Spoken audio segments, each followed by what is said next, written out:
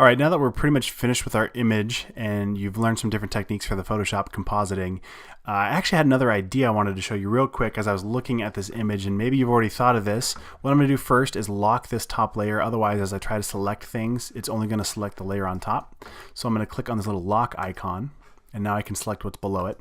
I thought about this, like what if we had this guy dangling over like a fire pit or something? So I'm going to drag him up, and you'll notice that the other effects I applied didn't come with it. So before I get too far here, let's grab the layers that I used to create this effect. Let's grab the layers of him, and I'm not going to grab the flame right now. I'll grab the original.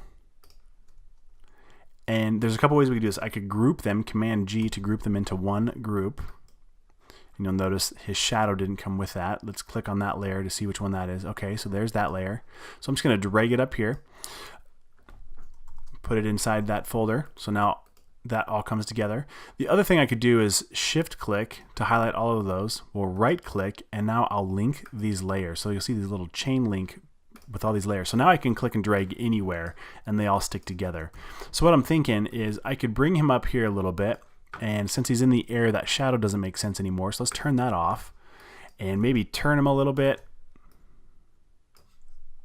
I could even click and then hold down the command key after I click to maybe, well, that doesn't look too real anymore. But what I was thinking is having him like dangling up here, and I could bring this hook down from the background. So let's select that real quick.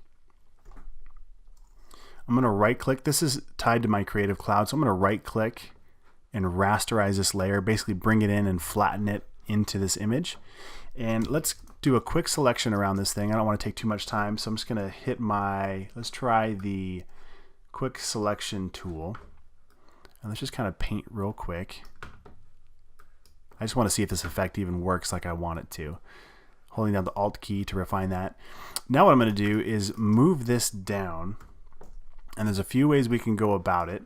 But if I come over to the, let's find this real quick, the Content Aware Move tool. So just letter J gets us there.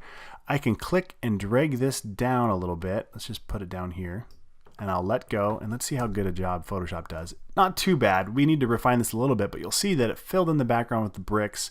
Gets a pretty decent effect. I'll hit Command D to deselect, and now if I wanted to, I could come back in here, and there's a few different ways we can do it. What I like to do is get my lasso tool.